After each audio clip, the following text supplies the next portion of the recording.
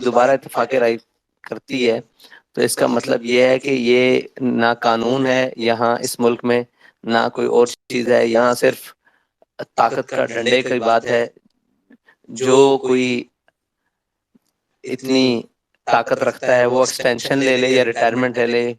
اس کے بس میں ہے۔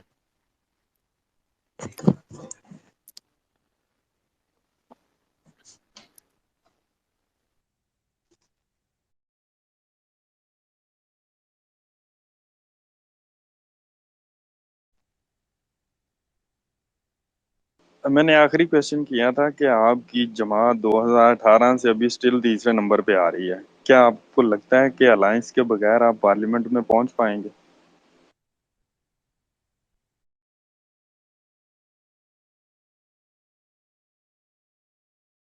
2018 سے ابھی تک تیسرے نمبر پر، تو تحریک لبیک پاکستان نے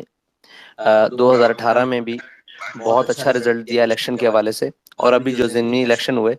اس میں بعض مقامات پر ہمارا 7 to 10% جو ہے ووٹ انکریز ہوا ہے۔ تو انشاءاللہ تحریک لبیک اپنے نظریے پر قائم رہے گی اور اسی طرح